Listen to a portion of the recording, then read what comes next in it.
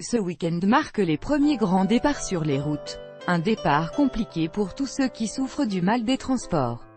Mais des solutions existent pour se débarrasser des nausées. Ça y est, l'école est finie, c'est les vacances. Pour les plus chanceux, direction la plage, la montagne ou un autre petit coin de paradis ensoleillé, en ce premier week-end de vacances estivales chargé sur les routes. Mais avant d'arriver sur son lieu de villégiature, pour certains, il faudra en passer par plusieurs heures de trajet, en voiture, en train, en car ou encore en bateau.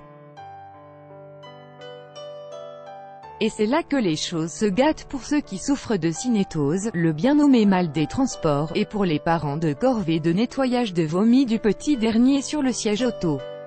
Mais ce mal qui touche une personne sur 3, en particulier les enfants et les femmes, aux injustices, n'est pas une fatalité. Avec les bons réflexes et quelques outils bien utiles, il est possible d'apprendre à dompter le cœur et crise de vomi.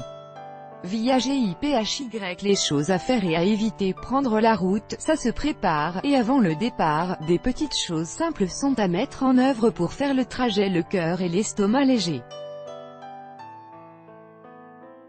Comme rouler avec un véhicule ferme au niveau des suspensions et choisir un bon moment pour voyager, conseille le docteur Jean Laloccherali, pédiatre nutritionniste.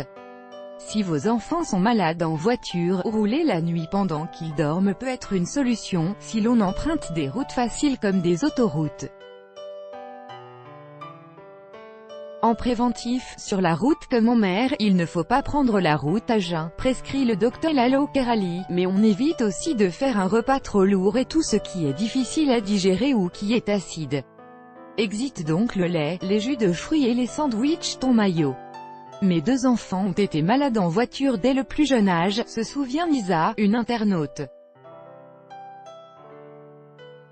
J'ai remarqué que systématiquement, lorsqu'ils prenaient du lait au petit déjeuner, même après plusieurs heures, ils vomissaient. Donc on a arrêté de leur en donner quand on savait qu'un long trajet nous attendait.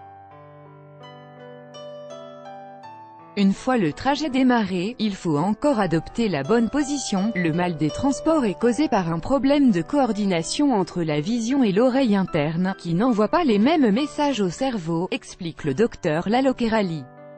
L'œil voit que ça bouge mais l'oreille ne le ressent pas, ce qui fait que le cerveau interprète mal les informations et c'est là que les nausées et vomissements se manifestent. Pour ne pas les empirer, il ne faut pas lire dans le véhicule, et bien regarder la route.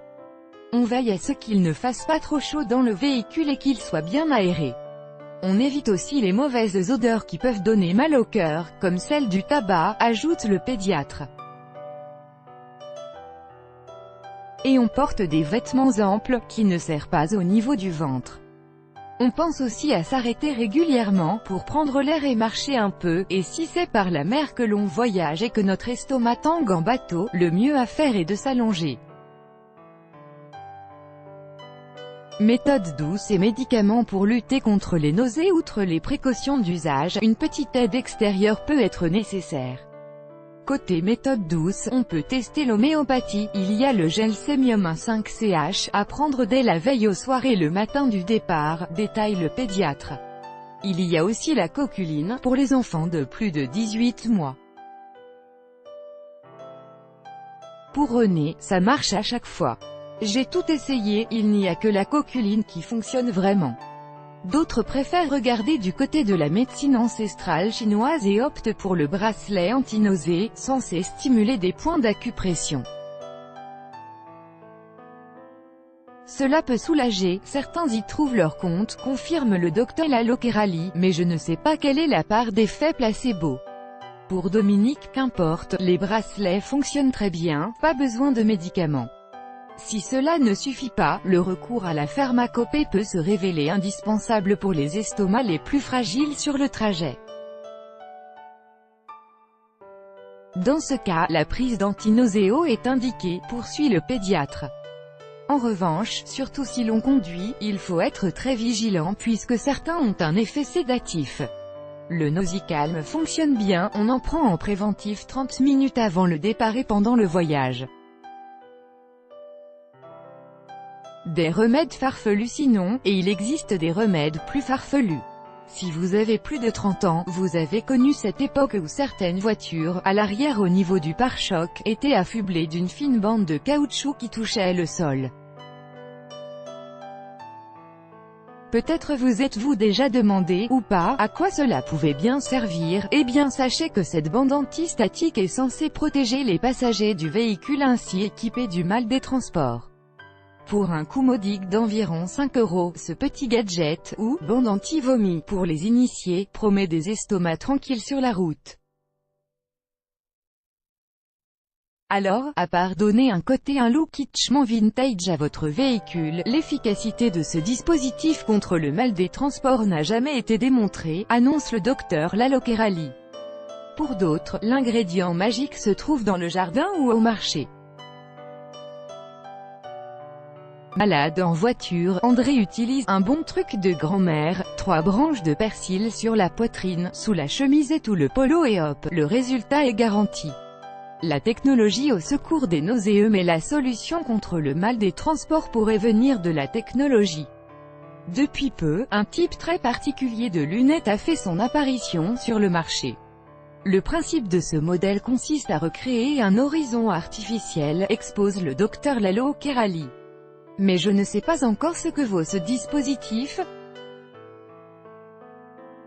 Nouveau sur le secteur, le constructeur automobile Citroën a lancé ce jeudi son propre modèle, baptisé Serwen, et qui promet de résynchroniser la vue et l'oreille interne en moins de 10 minutes dans 95% des cas. Mais le dispositif ne sera pas à la portée de toutes les bourses, il coûte 99 €. Enfin, la prudence permettant d'éviter bien des mauvaises surprises, on n'oublie pas de se préparer à l'épreuve tant redoutée. Mes enfants ont souvent la nausée en voiture, et rien de ce que j'ai pu tester n'est efficace à 100%, regrette Mariette. Du coup, on a en permanence un seau dans la voiture qui fait office de réceptacle à vomi. Ne reste plus alors qu'à prendre son mal en patience. Les enfants sont plus sensibles au mal des transports que les adultes, indique le docteur Lalo Kerali. Mais le plus souvent, ça passe en grandissant, via GIPHY.